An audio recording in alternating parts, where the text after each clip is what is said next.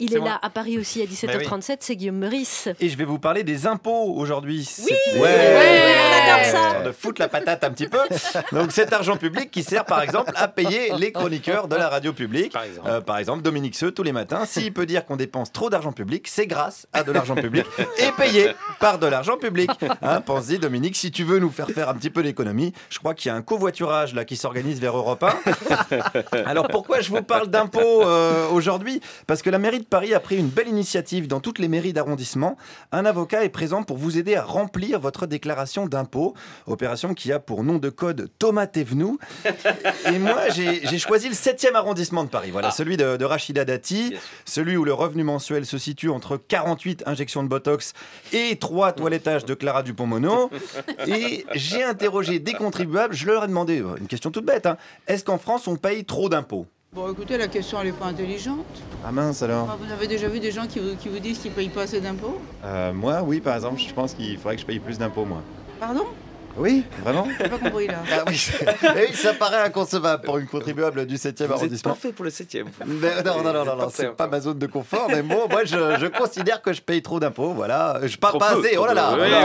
Ça va vite. Oh le lapsus. Ça va vite. Oh le lapsus. Freud, allô? Oui, bon. Non, mais c'est vrai que je suis... c'est vrai que je suis très très bien payé pour dire des conneries, voilà, c'est mon point commun avec Eric Ciotti. Donc je considère que je devrais plus payer d'impôts, mais cette dame, elle en revient absolument pas. Vous êtes dans quel métier, là? Bah regardez, je suis chroniqueur à la radio. Oui, laquelle?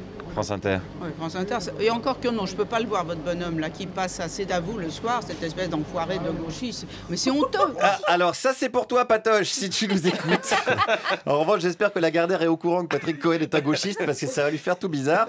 Je lui dis, s'il nous écoute aussi, Arnaud Lagardère. A priori, oui, il écoute France Inter. Hein. C'est comme ça qu'il fait sa grille de programme pour la rentrée. Apparemment, il aime beaucoup. Hein. Il aime beaucoup. Allez, on enchaîne avec un contribuable cette fois-ci. Comment il vit les impôts? Moi, je fais partie des cocus qui payent l'ISF. Voilà. Alors donc, si vous voulez que je vous dise, les impôts, si on en paye trop, où va tout cet argent, c'est tout? Vous aimeriez qu'il soit mieux redistribué? Je pense, oui. Attention, vous êtes de gauche. Oh, ben, pourquoi pas? Moralement, je peux être de gauche. Financièrement, je serais plutôt de droite. Parce que, ouais.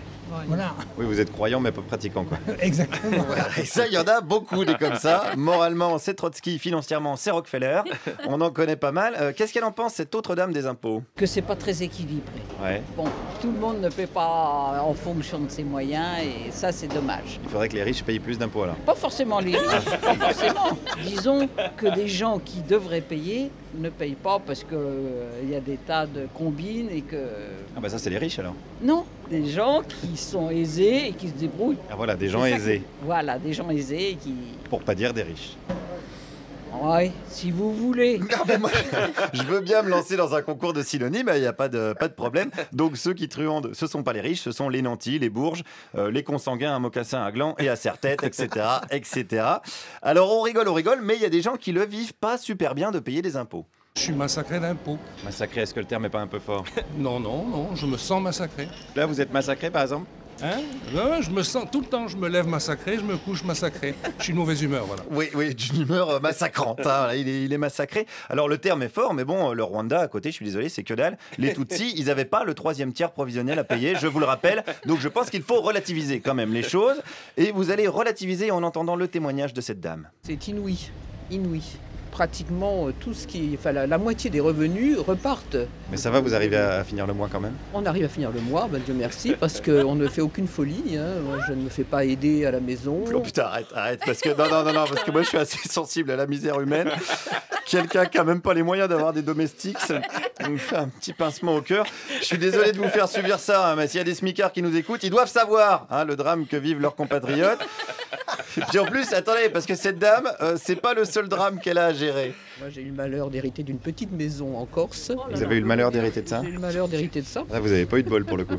Non, j'ai pas eu de chance. C'est une petite maison, hein. C'est 80 mètres carrés, c'est pas un château. Ah bah heureusement que c'est pas un château, putain, c'est déjà un malheur suffisamment grand d'avoir une résidence secondaire sans rien foutre. Heureusement qu'elle n'a pas hérité de Versailles, la pauvre femme. Terrible ce qui se passe en France en ce moment.